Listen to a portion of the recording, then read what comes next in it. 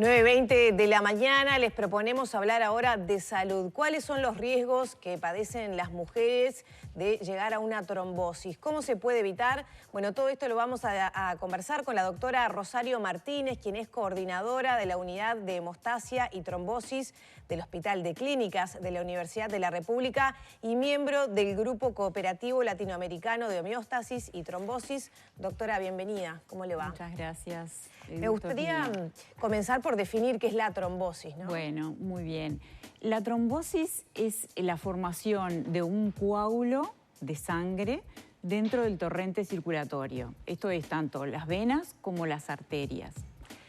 Esto produce una oclusión en la circulación y que en algunas oportunidades este trombo, por eso la palabra trombosis, porque es coágulo o trombo, se puede desprender e impactar en un órgano distante. Y eso se llama embolia. Que puede llegar a ser un cuadro gravísimo y comprometer la vida del paciente. Se considera que 1 de cada 4 personas en el mundo está en riesgo de desarrollar una trombosis, ya sea arterial o venosa. Por eso es que la comunidad científica, impulsada por la Sociedad Internacional de Hemostasis y Trombosis, tiene la inquietud de llevar a la población justamente el conocimiento de esta enfermedad. Y quizá estamos más familiarizados con la trombosis arterial, porque todos se habla muchísimo de todos los factores de riesgo para el infarto, o sea, la trombosis arterial que determina las enfermedades más frecuentes son el infarto agudo de miocardio y el stroke, ¿no? El ACV. Que creo que es algo que la población maneja bastante, cuáles son los factores de riesgo. Mucho menos la trombosis venosa. Y a pesar de que se maneja menos y hay como una percepción que el riesgo es menor, hay que tener en cuenta que de 5 a 10% de las muertes intrahospitalarias se deben a la trombosis venosa. Prácticamente nosotros en un trabajo que hicimos hace unos años vimos que el 70%, y no son cifras muy diferentes a las internacionales, 60 y pico, casi 70% de los pacientes que ingresan a un hospital están en riesgo de desarrollar una trombosis. Y entonces por eso es que hay que aplicar políticas de prevención de esto. Bueno, ¿y cuáles son esas políticas, hábitos y sobre todo después la incidencia que va teniendo, ¿no? En caso de no tener esos buenos hábitos? Claro, porque hay factores de riesgo que son inherentes a la persona, como por ejemplo la obesidad, que también es para las trombosis arteriales, pero también para las venosas. El sedentarismo es un factor de riesgo muy importante. El reposo prolongado. Después, bueno, obviamente que la edad avanzada, las cirugías, o sea, por eso es que decimos que la hospitalización conlleva alto riesgo de trombosis. Y bueno, y lo que me preguntaban un poco, en la mujer hay en 3 etapas de la vida de la mujer en el que el riesgo aumenta. Una es en la edad, en la joven, que comienza a tomar los anticonceptivos orales. Y contrariamente a lo que parecería que los anticonceptivos orales de última generación, o sea, la mini píldora, la que como que tiene menos hormonas. Más inocuos, digamos. Ahí está. Sí. Sin embargo, son los que más determinan, los que más riesgo de trombosis venosa tienen. ¿Por qué? Bueno, en realidad es por la combinación de los estrógenos, de ese estrógeno con el progestágeno que tiene la hormona, la píldora anticonceptiva. Y obviamente que hay una predisposición de la persona, ¿no? Porque con esto no quiero sembrar el terror de que no, porque digo, cuántos millones y millones de mujeres. Hay que fijarse en algo, quizá elegir entre los que hay disponibles. ¿Cuál es el mejor? Yo creo que no. El consejo es que se consulte al médico antes de comenzar, que sobre todo en las jovencitas, de repente en la edad, en la adolescencia, que bueno, se insiste en que haya una medida anticonceptiva, pero lo ideal es que se consulte al médico, al ginecólogo, cuál sería el fármaco, cuál sería el anticonceptivo ideal para ella. Y entonces claro, además perdón, a esa edad sí. no sabemos si tenemos riesgos de trombosis, bueno, salvo sí, que hay riesgo porque, por ejemplo, ahí está, perfecto, el antecedente esa es una pregunta familiar. que debe hacer el ginecólogo o ginecóloga. Claro, el antecedente familiar de haber padecido una trombosis, que ese es el factor de riesgo más importante. Sobre todo si fue en edades tempranas o si fue vinculado a anticonceptivos o a embarazo, que es la otra situación en la que la mujer está expuesta a un aumento de las hormonas circulantes, de los estrógenos, por el propio embarazo. Y esos son los factores más importantes. Y bueno, y si se suman otros factores de riesgo, como por ejemplo una enfermedad, otro tipo de enfermedad que pueda predisponer a la trombosis, enfermedades médicas, por ejemplo, para decir un caso, lupus, por ejemplo, si tiene un síndrome antifosfolipídico, o bueno, u otra enfermedad que esté cursando o toma de determinadas medicaciones que pueden ser. Eso en la edad joven de las mujeres. En la mujer joven con los anticonceptivos. El embarazo también es un factor de riesgo. El embarazo también es un factor de riesgo. Volvemos a lo mismo. No quiere decir que por el hecho de estar embarazada, porque la mayoría de los embarazos cursan sin trombosis, pero bueno, justamente hay un aumento de las hormonas, de los estrógenos, y se asocia además como un enlentecimiento en la circulación venosa, porque justamente el crecimiento del útero comprime las venas a nivel de la pelvis y eso determina que la circulación se enlentezca.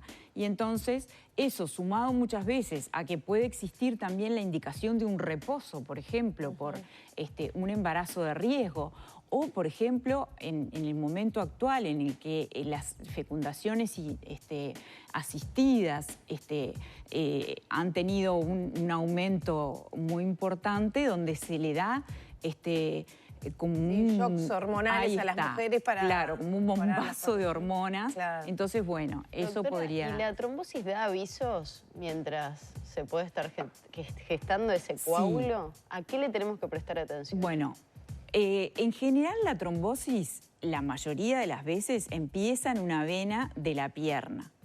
Y eso después, entonces esos síntomas son que se hinche la pierna, o sea, lo que nosotros llamamos edema, que esa pierna duela, que esté como pesada, como empastada, que tenga un dolor bastante importante, puede cambiar la coloración de la piel, enrojecerse, ponerse como más tendencia a estar violeta, y fundamentalmente es ese edema que va a ser, la hinchazón que va a ser asimétrica, o sea, va a estar edematizado el miembro en el que existe la trombosis y el otro no. ¿Tiene más temperatura esa zona? Puede tener más temperatura, no siempre, pero puede tener más temperatura y el dolor, esa sensación de pesadez.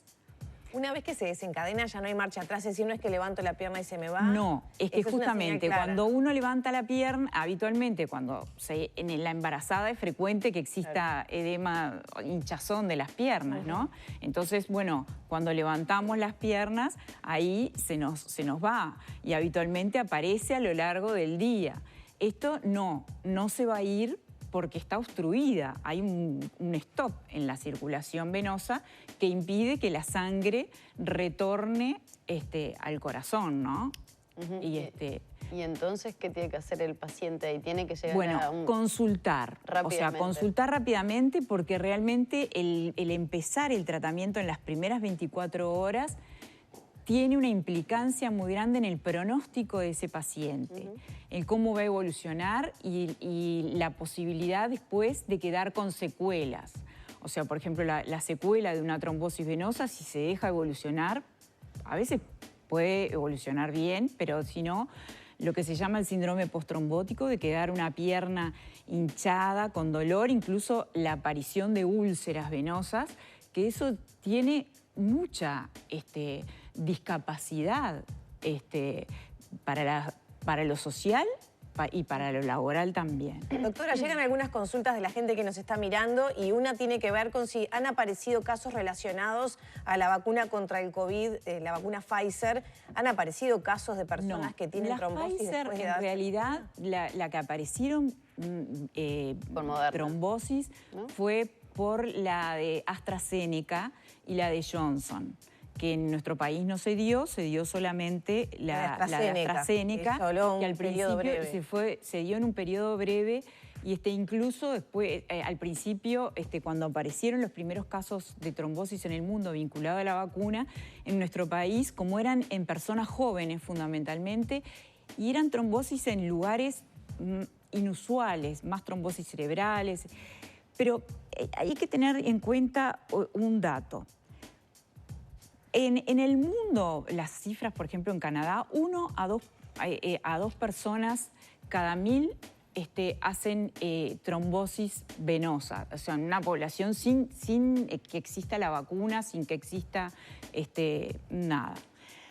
Con el COVID, uno en la población que permanecía en la comunidad, o sea, en su domicilio, 1 de cada 100 tuvieron trombosis con el COVID. O sea, que del paciente internado con COVID, 1 de cada 20 tenían trombosis. Y si estaban internados en el CTI, 1 de cada 5.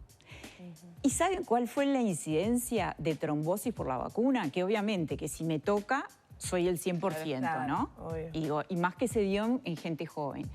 Pero la incidencia fue de 6 por millón de vacunados. O sea, se vacunaron 32 millones en Europa, que fue donde surgió la alerta, se vacunaron 32 millones de dosis se habían dado y aparecieron 169 casos de trombosis. O sea que uno es mucho más riesgoso. 1 en 100 los que padecieron COVID, los que trajeron COVID. ¿Y cuántos en 1 millón? Y eran 6 por millón. O sea que la incidencia por COVID es considerablemente más. Es mucho más grave. Otro factor de riesgo COVID para sumar. Ahí está, porque ¿Se puede tener una trombosis sin tener síntomas? No sé, estábamos hablando de las mujeres jóvenes, ¿no? Capaz que, bueno, algún dolorcito alguna vez, algo extraño, pero uno no consulta y después cuando pasa el tiempo... Bueno, a veces puede pasar desapercibida la trombosis de la pierna y aparecer justamente cuando lo que es la embolia pulmonar, que es el cuadro grave, justamente, nosotros le llamamos enfermedad tromboembólica venosa, a la trombosis venosa profunda, junto con la embolia pulmonar. Entonces, cuando aparecen allí esos síntomas, y puede ser una falta de aire en forma brusca, puede ser taquicardia, puede ser... Lo fundamental es la falta de aire, puede ser expectoración con sangre, puede ser un dolor en el pecho o en el tórax, que es como una puntada que aumenta con la respiración profunda. Incluso a veces se puede manifestar como la pérdida de conocimiento brusca, lo que nosotros llamamos síncope. Y muchas veces puede comprometer la vida del paciente. Entonces, sí, a veces la trombosis venosa puede pasar desapercibida. Con esto no quiero decir que tengamos que ir a buscarlo, no es un estudio de screening el hacer Doppler de miembros inferiores, que es la forma de diagnosticar la bueno, trombosis. pero sí estar al tanto de los factores de riesgo, de cuáles son los síntomas. Ahí está. Si no tenemos ningún síntoma no haría falta en todo caso ir a averiguar. Y tener hábitos saludables, ¿no? Sobre todo evitar el sedentarismo, que digo que va para una trombosis arterial como la venosa, pero el sedentarismo es el factor fundamental. Doctora, ahí se habla de... Sí. No es que salir a hacer ejercicio como un loco, ¿no? No, ahí está lo que iba a decir. El caminar, simplemente el caminar. Capaz que dejar el auto muchas veces o otro medio de transporte para poder usar bicicleta, caminata. Perfecto. La caminata ya es suficiente. Incluso, por ejemplo, el paciente con cáncer tiene altísimo riesgo de trombosis. Entonces, bueno, y a veces no se siente como para ir a un gimnasio.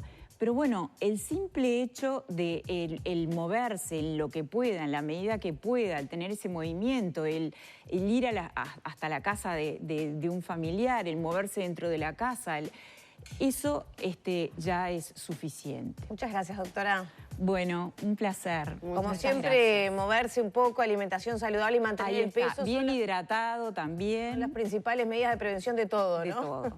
Muchas gracias. Bueno. Y estresarse poco también, o lo menos posible. Cerramos por aquí la charla, ya son las 9 de la mañana con 35 minutos.